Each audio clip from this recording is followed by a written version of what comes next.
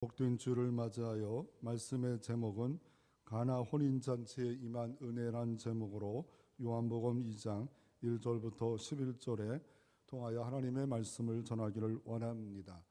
오늘 본문은 어떤 결혼식을 말합니다. 결혼에 되면 가정을 이루고 가정이 이룰 때 기쁨이 있어야 되고 행복이 있어야 되는데 그렇지 못할 경우가 많이 있습니다. TV 방송에 어느 날 보니까 개그맨 오정태가 나왔는데 그러더라고요. 저분이 얼굴이 좀 너무 잘생겼어요. 거꾸로 말하는 건데 개그맨 같이 생겼어요. 그런데 자기 아내를 소개하면 이렇게 하더라고요. 자기와 결혼할 때는 내가 너무 예쁘다고 멋있다고 그랬는데 지금은 운전대를 잡으면서 이런 말을 합니다. 뭐라고 말하냐면 오랑우탄이 훈련받아 운전대를 잡고 있는 것 같다고. 그러니까 결혼 전과 결혼 후에는 이게 뭔가 호르몬이 변화가 일어나는지 똑같은 사람인데 너무 멋있고 좋다는 말을 수도치 들었는데 이제는 오랑우탄으로 자기가 전락됐다라고 말을 하고 있습니다. 소방차 가수의 현진영은 이런 말을 하더라고요. 어떻게 말을 하냐면 옛날은 자기 보고 아이돌이라고 하더니 이제는 또라이라고 말을 한다고 하더라고요. 그래서 결혼에 대해서 어떤 분이 이런 글을 썼더라고요.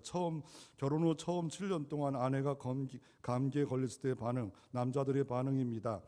첫째, 여보 당신이 나의 전부여. 당신이 아프면 나도 아프다고. 빨리 병원에 가서 치료하시오. 내가 오늘 직장을 쉬고 당신을 병원에 데리고 가겠어. 둘째요, 여보 감기에 심해졌구려. 내가 김 박사에게 전화해서 급히 왕진하도록 부탁하겠어. 셋째, 여보 좀 누워서 쉬어요. 며칠 쉬면 나을 거예요. 넷째부터 조금 문제가 생겨요. 여보 좀 분별력이 있어야지. 애들에게 밥 차려주고 설거지하는 후에 좀 눕는 게 좋겠어. 다섯째, 당신은 콘텐 600을 먹지 않는 거야?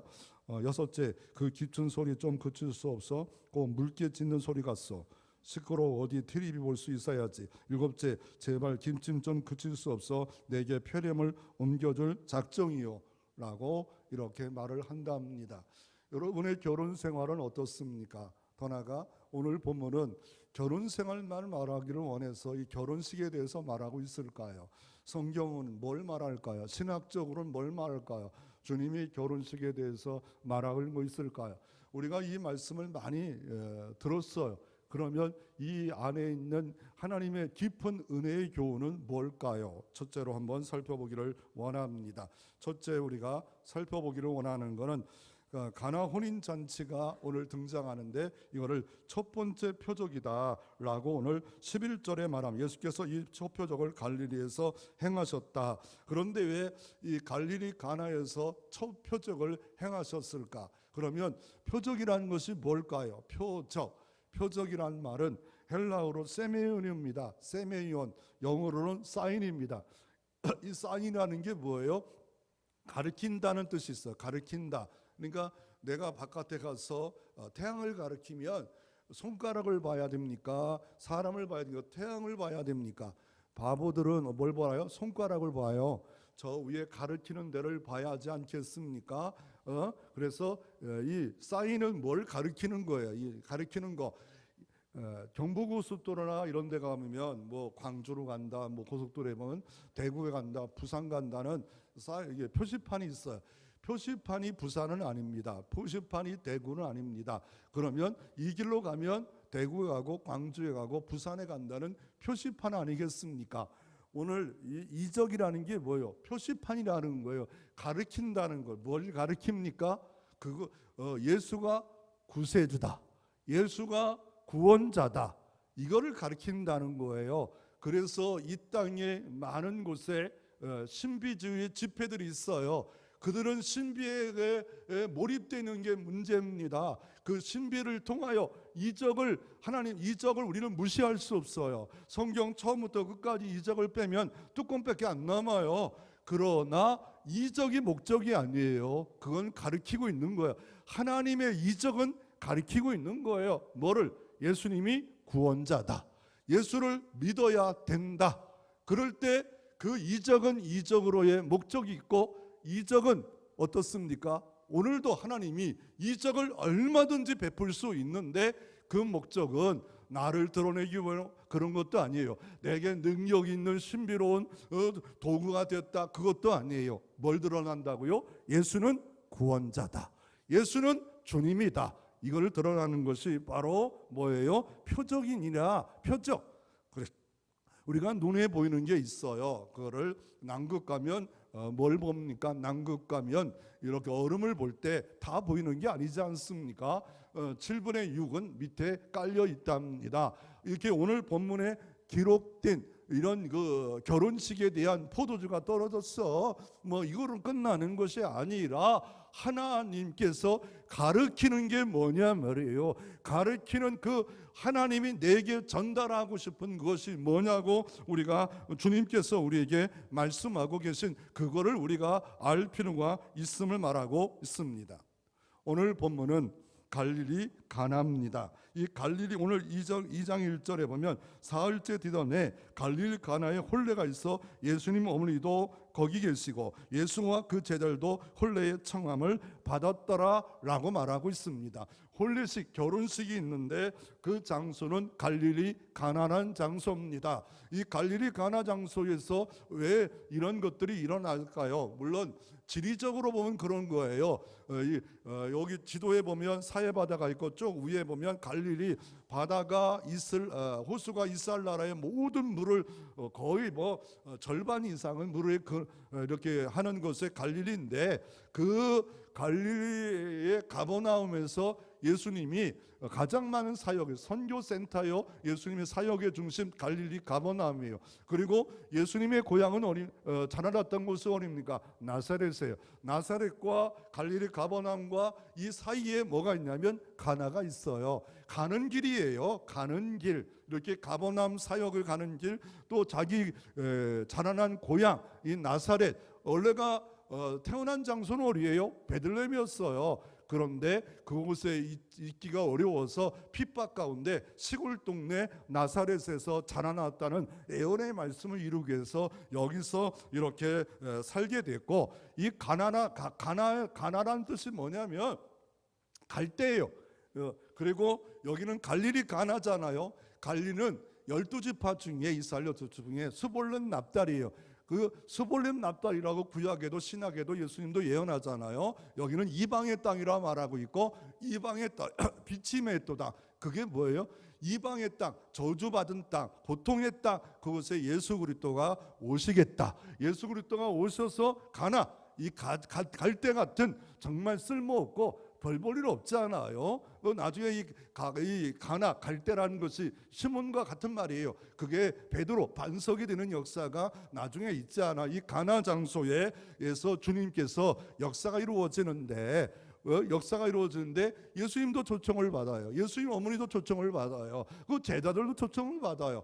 이렇게 초청을 받은 거 숫자가 많지 않아요. 왜 갈릴리 가나에 예수님과 예수님 어머니와 초청했을까? 근데 왜 아버지는 없을까? 그 아버지는 벌써 일찍 돌아가셨던 것 같아요. 옛날에는 평균 40대 50대 돌아가셨으니까 아버지는 일찍 돌아가셔서 안 계신 것 같고요. 그래서 초청받았는데 그 가나예요. 그럼 이 가나에서 또 다른 사건은 없습니까?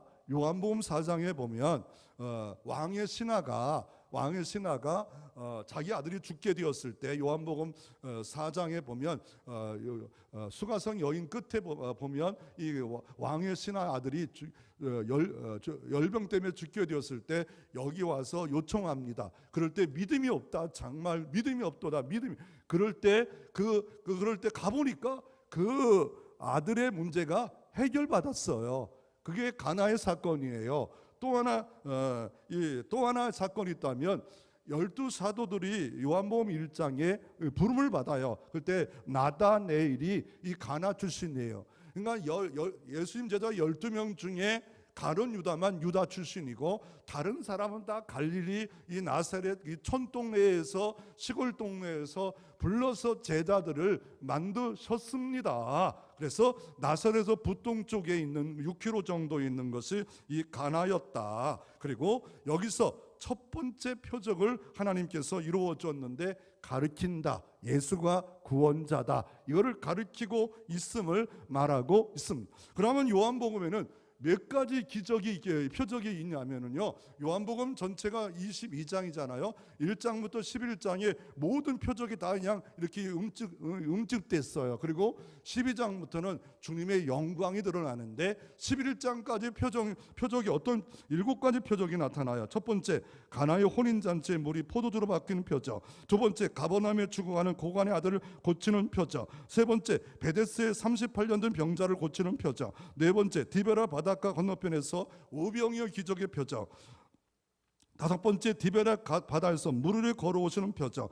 여섯 번째, 실로암에서 날 때부터 장님되었던 낫게 하는 기적. 일곱 번째, 베다니에서 죽은 자 나사로를 살리는 표적. 이런 표적이 등장해요. 그러면서도 가장 중요한 표적이 또 하나 있다면 뭐냐면 오늘 본문 2장 19절부터 22절에 보면 표적이 또 하나 나와요. 뭐냐면 너희들 이 성전을 헐라. 46년 동안 이렇게 지었다고 말합니다. 그래서 20절에 46년 동안 지을 거를 헐라. 내가 사흘 만에 다시 일으키라. 그리고 그 성전이 자기 몸을 가르킴이라. 이건 뭐 놀라운 부활의 표적이잖아요. 주님이 다시 살아난다. 죽음의 권세 이기시고 부활의 역사를 드러낸다. 이 성전이 자기다 라고 하는 이런 것들을 보여주는 사건이 있지 않습니까? 그리고 오늘 본문에 보면 이 예수님과 그 제자들과 그 어머니가 이렇게 등장하는데 보니까 어머니가 갑자기 와서 예수님, 예수여, 큰아들 아닙니까? 이 집에 포도주가 떨어졌어요 라고 말을 합니다. 그럴 때 예수님께서 또 뭐라 말합니까? 여자여, 나와 무슨 상관이 있나이까? 내 때가 아직 이르지 않았다 라고 말합니다. 뭔가 이게 예수님의 어머니는 지금 뭔가 예수님 어머니는 지금 도와주고 싶은 선한 마음인데 예수의 어머니는 지금 어때요? 뭔가 예수는 어때요? 지금 뭔가 차가운 것 같잖아요. 여자요라고 말하면서 아유 귀찮게요?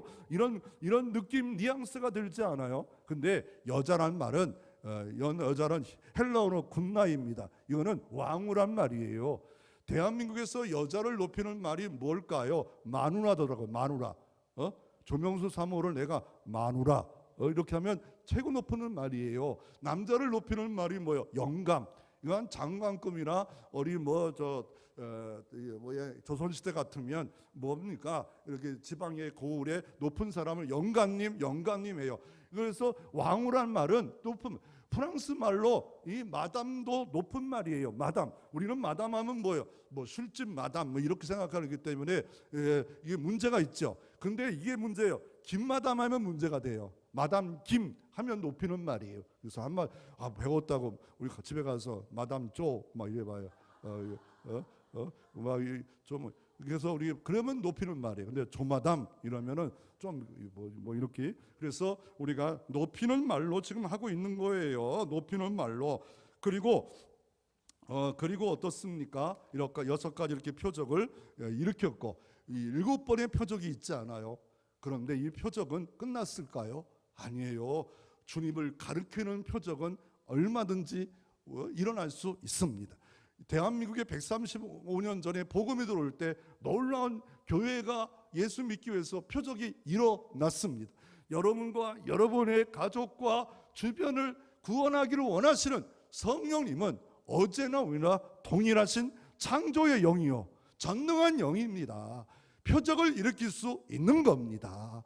그러므로 믿을 필요가 있습니다. 하나님 이 시대도 표적은 일어날 수 있습니다. 그 이유는 주님을 가르치는 표적이다라고 이렇게 말하고 있는 겁니다. 그리고 이 표적을 만난 자의 변화가 어떤 변화가 있습니까?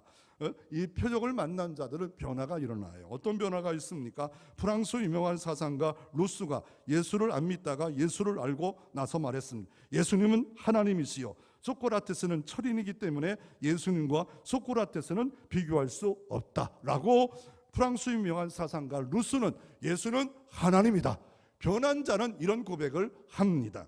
소련의 톨스토이는 이런 말을 했습니다. 예수 안 믿고 오랜 세월을 허무주의로 보냈다. 35년 동안 사회혁명가로 보냈다. 그러나 이제 예수를 믿고 나니까 죽음도 빼앗을 수 없는 기쁨과 행복을 체험하였다라고 톨스토이는 말하고 있습니다. 셰익스피어는 말을 합니다. 영원한 생명을 얻게 하신 예수 그리스도를 나의 구세주로 확실히 믿으면 나의 창조주 하나님 손에 나의 영혼을 맡깁니다. 이 표적의 목적은 예수는 구주입니다. 변화가 일어납니다. 예수를 십자가에 달려 처참하게 죽으신 분이 아니라 사랑의 예수님 구주 원자로 고백하고 내 삶의 영원한 생명을 소망 가운데 살게 하는 역사가 이루어 주십니다. 그러므로 이 이적의 핵심은 뭡니까? 예수는 영원한 생명을 주시는 분이다. 예수만이 영원한 생명을 주신다. 아담의 후에는 다 죽음이 왔습니다. 다 죽어요. 한 번 죽는 것은 정하신 것이요 이후에는 심판이 있습니다. 예수만이 영원한 생명을 주신다는 것입니다. 그런데 어떤 이 본문을 보면서 조금 사이드를 갖고 주 목적으로 말하면 안 됩니다. 싱거운 인생에 단맛 나는 인생으로 살자.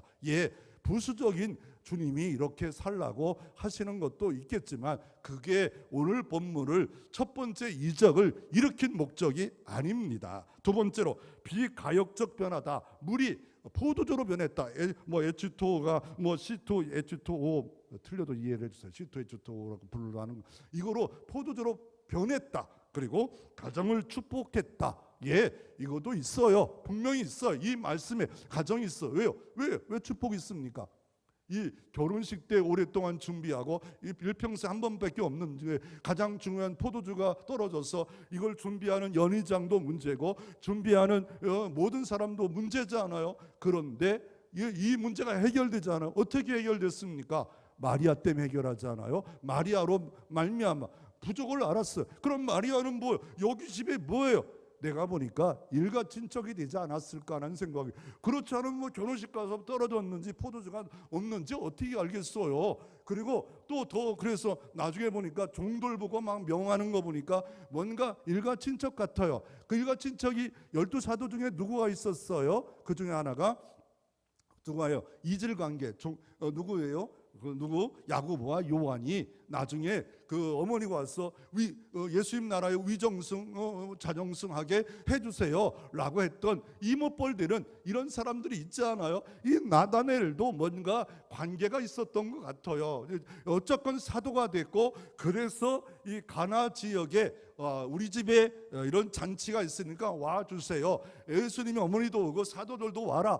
보니까 이 동네에 사람들이 살아야 100가구 200가구인데 막 12사도가 오고 그 당시에 이슈가 됐던 예수님도 오고 마리아도 왔잖아요. 근데 그 집에 보니까 포도주가 떨어졌어요. 그 떨어졌을 때 막 절절매요. 절절매요. 왜 떨어졌을까요? 사람들이 많이 와서 많이 먹었어. 그렇지 않겠어요? 그러니 포도주가 떨어졌어요. 근데 인생에는 위기가 있다는 거예요. 문제가 있다는 거예요. 가정에도 교회에도 인생의 위기와 문제가 있어요. 그럴 때 우리가 할 일은 뭐예요? 마리아처럼 하는 거예요. 예수님 찾아오는 거예요. 예수님, 예수요. 지금 문제가 생겼습니다. 그랬더니 예수님 말씀, 여자요. 무슨 상관이냐? 내 때가 아니다. 지금 역사가 할 때도 아니고 내가 십자가 질 때도 아니고 영원한 혼인잔치 할 때도 아니다. 그런데 나보고 하라고 하지 말라. 그랬는데 그렇게 말할 때 어떻게 해요? 이 여인은 기도하잖아요. 기도하잖아요. 그러고 나서 실망하지 않아요. 그리고 뭡니까? 하인들에게 가서 예수님이 무슨 말씀을 하든지 그대로 하라.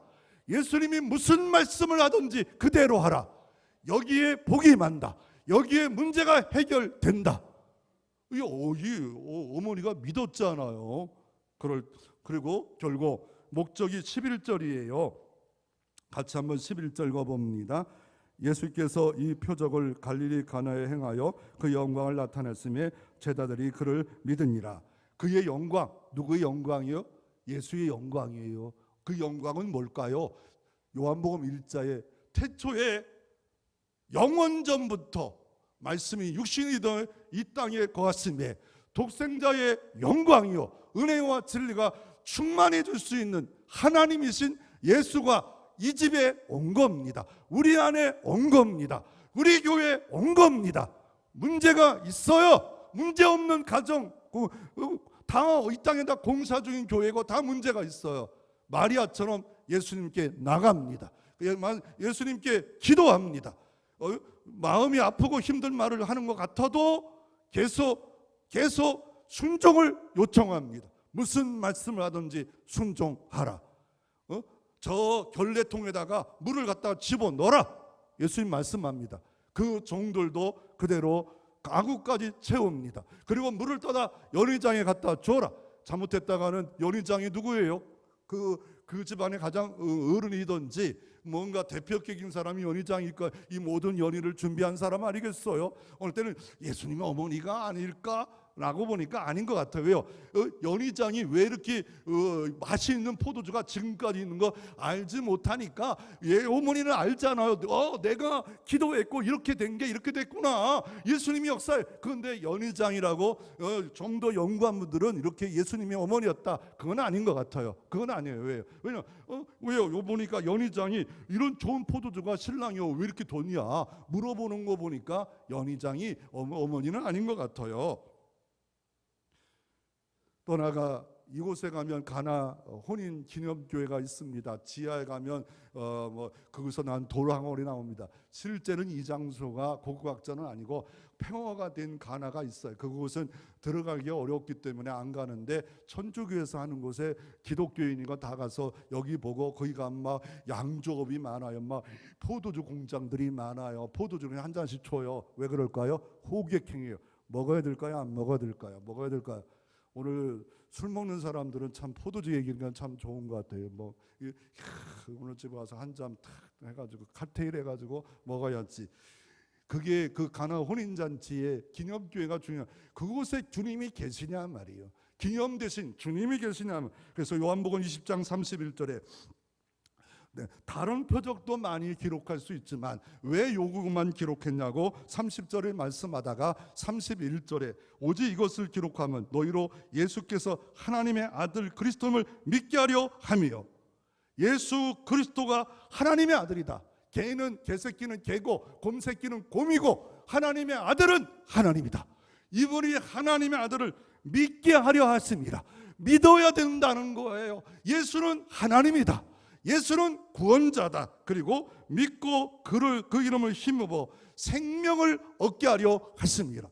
지금도 기도하는 생명이 있는데 무슨 생명입니까? 요한복음 전체의 생명은 영원한 생명입니다. 천국 생명입니다. 아담의 죄 때문에 잃었던 예수 생명, 영원한 생명, 예수 그리스도를 믿을 때만이 줄 수 있는 생명이십니다. 이게 표적의 목적입니다. 그러므로 이단들을 보면 요새 막 구글에 가보면 막 이단들이 카톡에 연결해서 궁금하면 이 말씀 막 떼어놓고 이렇게 막 하더라고. 깜짝 놀랐어요.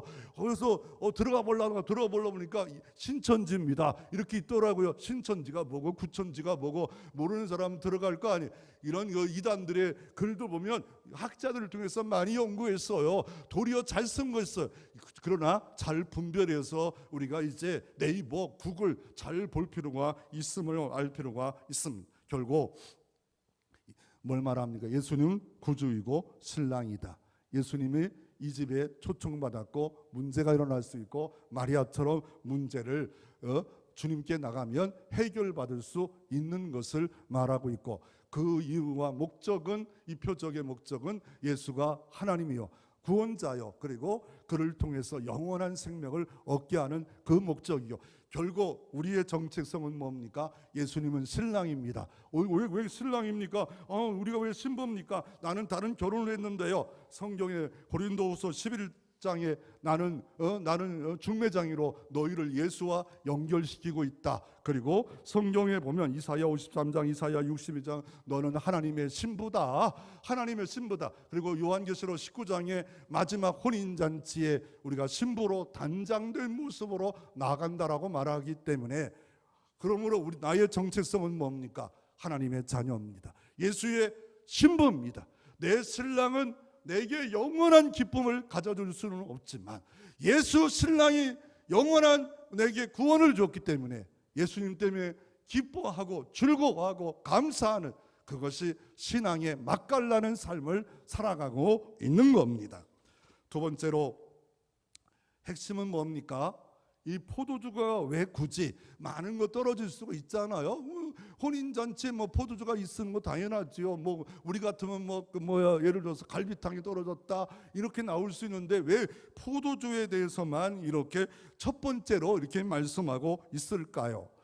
혼인잔치에 빠지지 못할 것은 포도주고, 예수님의 생애를 보면 포도주에 대해서 포도주로 끝나는 역사가 있는데 오늘 첫 번째 표적이 포도주예요. 예수님의 공생의 마지막은 뭐예요? 뭡니까? 그거는 성찬 예식이잖아요. 내 포도주를 먹어라 라고 말하지 않아요. 우리도 성찬 예식을 좀 해야 될 때가 된 것 같아요. 이제 공개적으로 성찬이요, 이제는 뭐 이렇게 안 먹고 그냥 먹을 성찬 예식을 해야 될 때가 있고요. 그래서 왜 주님은 이걸 왜 등장할까? 그래서 성경은 시편 104편 15절에 이 포도에 대해서 이렇게 말합니다. 사람의 마음을 기쁘게 하는 포도주와 사람의 얼굴을 윤택케 하는 기름과 사람의 마음을 힘있게 하는 양식을 주셨도다. 이 사람의 얼굴을 윤택케 하는 기름이래요. 사람의 마음을 기쁘게 하는 포도주래요. 이 포도주를 먹으면 기쁘대요. 이 포도주가 이 기쁨이 있대요. 그리고 다른 사사기에도 이런 기쁨에 대한 이야기를 해요. 그리고 예수님도 요한복음 15장에 뭐라고 하면 나는 포도나무요 너희는 가지니 라고 말하지 않아요? 그리고 너희들이 근심하고 염려하지 말라. 너희가 내 안에, 내 말이 너희 안에 있으면 무엇이든지 원하는 대로 구하라. 그러면 내가 이루리라. 그래서 요한복음 14장에 예수님이 떠나간다니까 막 금심해요. 그러니까 또 다른 보혜사 성령 예수의 영을 이 땅에 주실 것이고, 요한복음 15장에 내가 떠나가도 이 땅에 있는 예수 그리스도의 영과 너희는 가지처럼 연결된 관계다. 그리고 그리스도 영이 교회에 있고 우리가 안에 이 유기체적으로 연결되어 있기 때문에, 그래서 이 비유의 주님 말씀한 목적이 뭐예요? 요한복음 15장 11절에 내가 이것을 너에게 이름은 내 기쁨이 너희 안에 있어 너희 기쁨을 충만하게 하려 하심이라. 예수님이 십자가에 죽는 거 그거 피상적인 것만 보고 근심하지 말라. 내 기쁨을 주님의 기쁨을 너희 안에 있게 해 주시겠다라고 말씀하고 있습니다. 그러므로 교회에 와서 예수 믿는 사람들이 문제가 있고 아픔이 있어. 그렇다고 너무 막 찌그려가지고 예수 고난만 묵상하는 자처럼 살면 안 됩니다. 예수님은 나의 신랑이다. 나는 영원한 생명을 얻은 나는 이런 정체성 존재를 갖고 살아간다. 그러므로 우리가 소망이 있고 믿음이 있다면 얼굴이 기뻐해야 돼요. 얼굴이 전도지가 돼야 돼요. 몸이 힘들고 삶이 힘들 때도 있어요. 아니 순교의 길을 걸어갈 때도 있어요. 그럼에도 불구하고 어떻습니까? 예수님 때문에 영원한 신랑을 맞이하고 또 모셔드렸고 맞이할 그것을 바라보며 소망 가운데 현재에도 기쁨이 있으라 말하고 있는 겁니다. 그러므로 이 포도주는요 기쁨입니다. 결국은 예수는 구원의 영원한 기쁨이다 라고 말하고 있는 겁니다. 이 결혼식의 축제에 기쁨을 위해서 포도주가 있었습니다. 준비했습니다. 모자람이 없이 준비한 것 같아요. 그런데 인생은 기쁨이 모자랍니다. 부족합니다. 떨어질 때가 있습니다. 그러나 예수 신랑은 어제나 동원하시고 영원토록 우리 가운데 함께 하시는 신랑이세요. 한 번 오시면 떠나가지 않아요. 한 번 오시면 버리지 않아요. 영원히 나와 함께 하십니다. 사망의 음찬 골짜기를 지날지라도 해를 두려워하지 아니할 것은 주께서 나와 함께 하십니다. 주님이 우리와 함께 하십니다. 다윗도요 기쁨이 떨어졌어요. 죄를 범한 다윗이 하나님 마음 합한 자가 간음하고 더 나아가 자기 신하를 장군을 죽이고 파렴치한 행동을 하니까 이 양심이 꺼리끼고, 그러니까 기쁨이 없어져 버렸어요. 기쁨이 없어진 이유가 뭐예요? 죄 때문에 그랬어요. 하나님과 관계가 이게 불통이 돼 버렸어요. 하나님 여전히 계신데 내가 죄 가운데 탕자처럼 멀리 지금 지업 열매 먹는 처참한 신세로 전락될 수 있는 신세가 됐다는 거예요. 그럴 때 다윗이 침상을 뒤집어 쓰고 기도합니다. 시편 51편 12절에 주의 구원의 즐거움을 회복시켜 주옵소서. 다윗이 구원의 기쁨을 모르는 자가 아니에요. 늘 수금으로 찬양하며 기쁘고 시를 썼던 그 사람이 죄를 범하는 그 이후에 구원의 즐거움이 없어진 거예요. 구원의 즐거움이 없자 너무 힘들어요. 너무 짜증나요. 그러자 어떻게 합니까? 다윗이 온전히 회개합니다. 주의 구원의 즐거움을 회복시켜 주옵소서. 에베소 5장에 보면 이 교회에 대한 이야기를 하는데, 교회 관계 전에 남편과 아내의 관계를 바울은 말합니다. 남편과 아내가 둘인데 하나가 될 수 있다. 이게 교회와 같다라고 하면서 에베소 5장 32절에 이 비밀이 크도다. 나는 그리스도의 교회에 대하여 말하느냐. 이 결혼식과 똑처럼 주님과 예수를 믿는 순간에 난 돌감나무였는데 참감나무인 주님과 연합돼 버렸어요. 예수의 영원한 생명, 하나님만 가지고 있을 수밖에 없는 영생이 성령이 내 안에 내주하고 연합된 생명의 기쁨을 누릴 수 있는 존재가 된 거예요. 이 비밀이 크도 돼요. 이 비밀이, 교회에 대한 비밀이 크도 돼요. 교회는 뭡니까? 세상 가운데 불러내서 예수와 연합된 자들이 교회가 아니겠습니까? 주님을 머리로 하고 주님의 몸이 된 연합된 사람들의 비밀이 큰데, 그 교회의 특징, 기쁨이 있어요. 얼굴에 기쁨이 있어요. 웃음이 있어요. 왜요? 나는 힘들고 어려움이 있지만 예수님 때문에, 영생 때문에 기쁨이 있는, 비록 무화과 나무가 없고 외양간 소가 없을지라도 난 구원의 즐거워, 하나님 때문에 즐거워하리로다. 이 결혼식, 유대인들은 결혼식을 하나는 정혼식이 있고 진짜 결혼식이 있어요.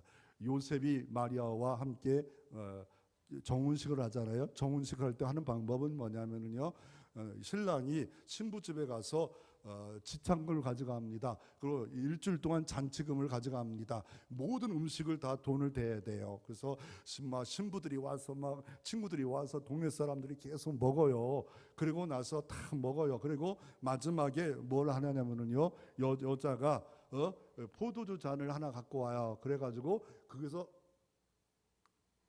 이렇게 마시면 결혼식이에요.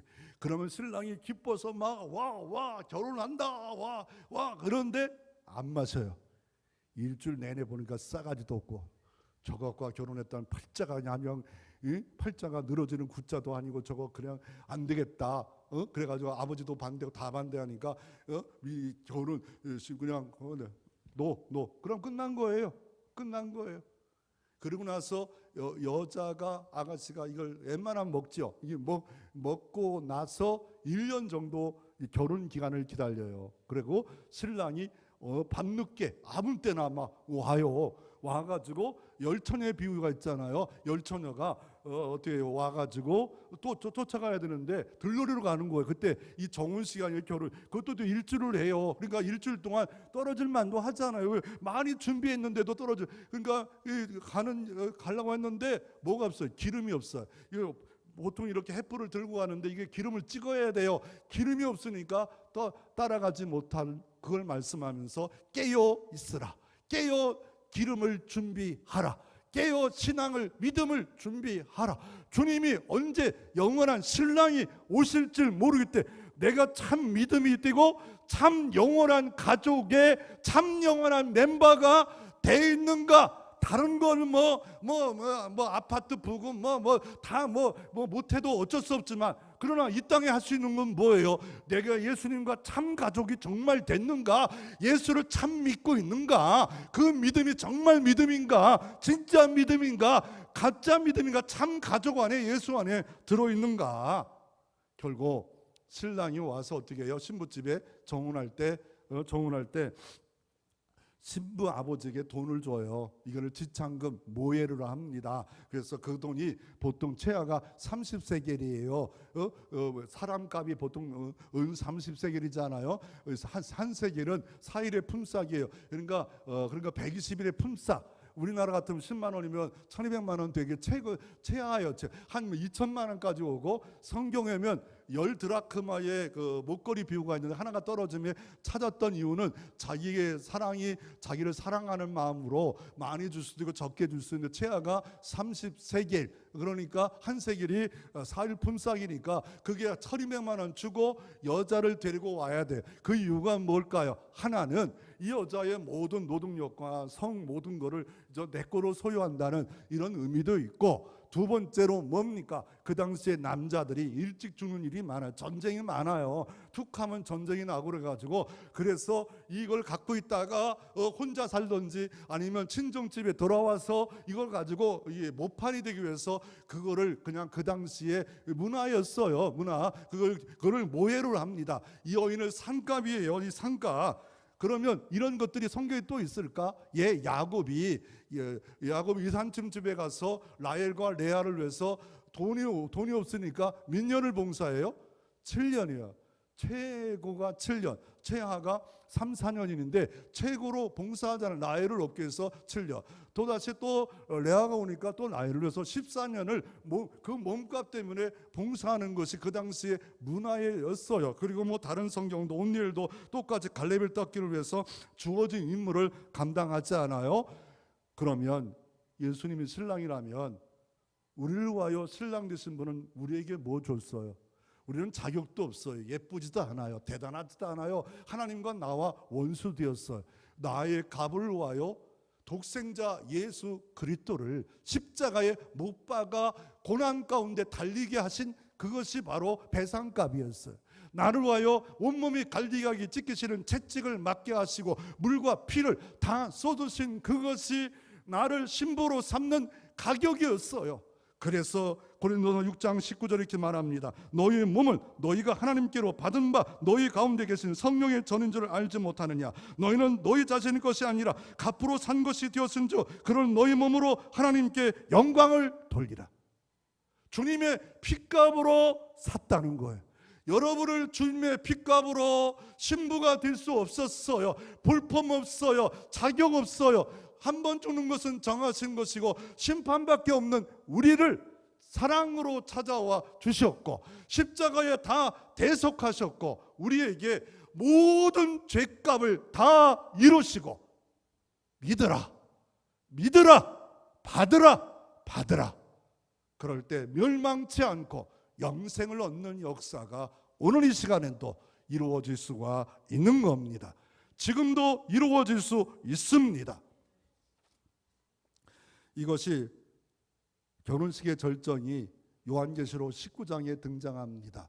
예수님의 마지막 때 이루어질 것이 말하면서 모든 이 땅의 싸움이 끝나고 영원한 혼인잔치에 예수 그리스도를 믿는 사람들이 혼인잔치에 갑니다. 그때 모든 그 혼인잔치의 주인은 예수 신랑이고 모든 믿는 자는 신부로 지금부터 영원 전부터 또 이후에 있는 예수 믿는 사람이 다 올라가 어린 양 혼인잔치에 이루어지는데 1절에 계시록 19장 1절에 우리가 즐거워하고 크게 기뻐하며 그에게 영광을 돌리세. 그리고 4절에 그에게 빛나고 깨끗한 세마포 옷을 입도록 허락하셨으니 내게는 빛나는 세마포 입을 자격이 없었어요. 근데 입게 하는 허락을 하나님이 내게 허락하셔서 영원한 혼인잔치에 들어갈 수 있는 복을 내게 주셨다는 거예요.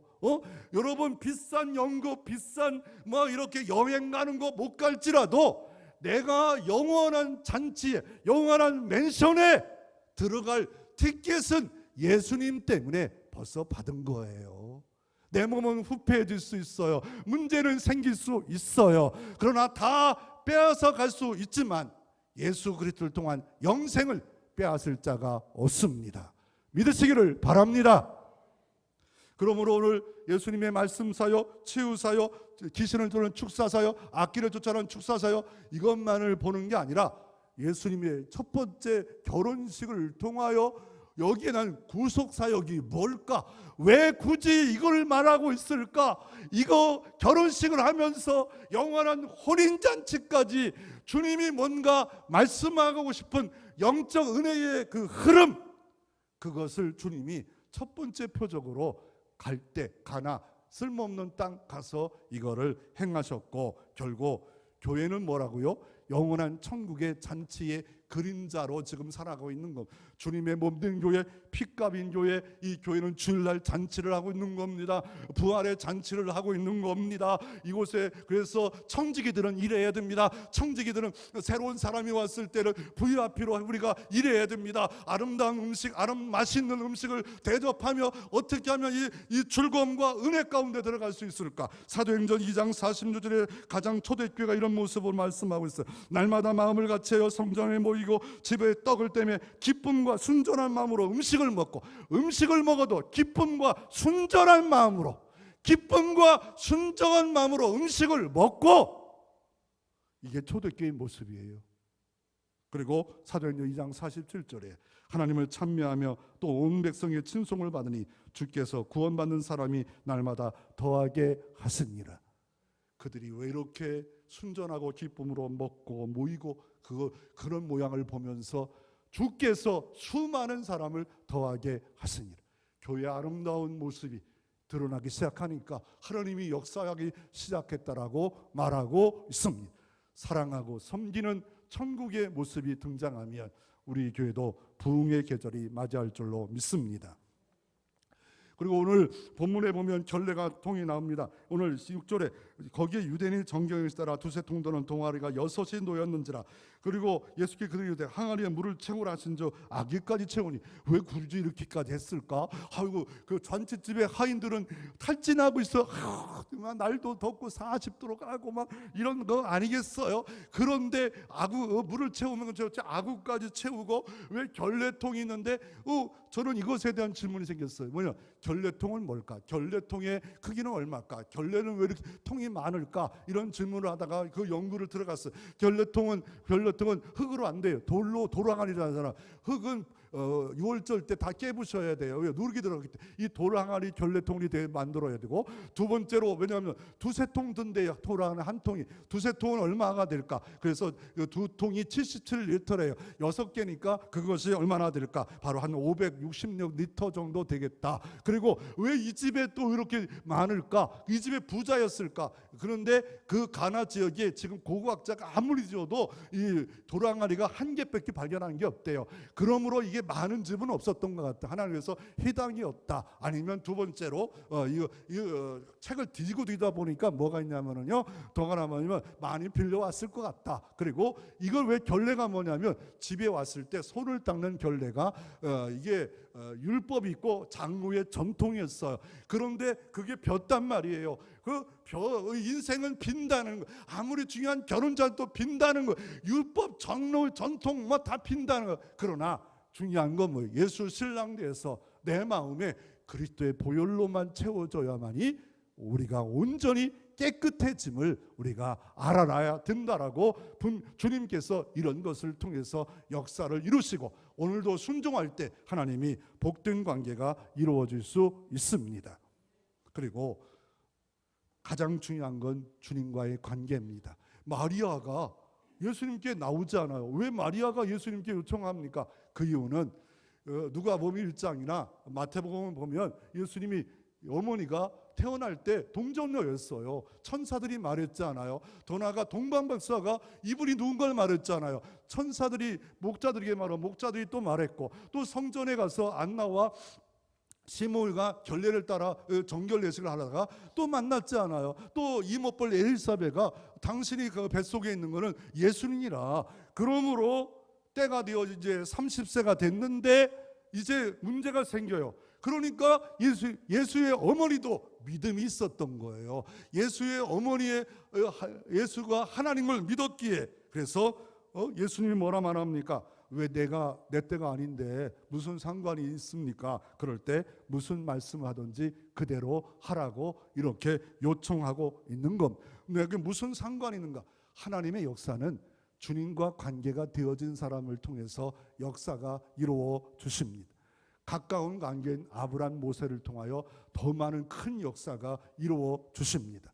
어머니 마리아가 믿음의 관계가 깊어지니까 이 역사도 이루어지는 것을 볼 수가 있습니다. 성경에 수르보 여인이 있었습니다. 딸이 흉악한 귀신이 들려서 예수님께 나왔어요. 도와달라니까 예수님이 차곤 말을 해요. 자녀의 떡을 개들에게 주는 법이 없다. 유대인들이 보기에 수르보 여인 시돈 땅에 있는 사람은 개 취급했습니다. 그럴 때 뒤로 물러서는 게 아니라, 섭섭하다고 물러서는 게 아니라 어떻게 합니까? 자녀의 떡에 떨어지는 것도 개들도 먹습니다. 나는 개라도 줬사오니 부스러기 은혜라도 주옵소서. 그럴 때 마태복음 15장 28절에 이에 예수께 대답하되 이르시되 여자여 네 믿음이 크도다. 내 소원대로 되리라 하시니 그때로부터 그의 딸이 나으니라. 이때 결혼식을 할 때 보면 후판에서 결혼식을 해요. 4개 기둥을 하고 그 이유가 뭘까요? 그 이유가 바로 룻기서에 보면 보아스와 룻이 만날 때 룻이 뭐라 합니까? 당신의 옷자락으로 덮으소서. 이 말은 신랑이신 주님이 나를 덮으소서. 당신 겁니다. 이제 당신이 나를 보호해 주시옵소서. 이렇게 늘 결혼식 갈 때 4개의 기둥을 세우고 덮는다고 말합니다. 주님은 우리의 그늘 되시고 보호자 되시고 요새 되시는 주님 앞에 들어가면, 그 안에 있으면 주는 나의 뭡니까? 아버지고 신랑 되기 때문에 보호해 주십니다. 이 부족한 가운데 채워 주십니다. 오늘도 내 때가 아니라고 하지만 기도하고 요청할 때 때를 당겨서라도 하나님의 역사가 이루어질 수 있는 건 요청하고 기도할 때, 오늘도 믿음의 요청에는 하나님의 응답과 도우심이 여러분 가운데 있어지기에 믿음으로 사는 여러분 되어지기를 주의 이름으로 축원합니다.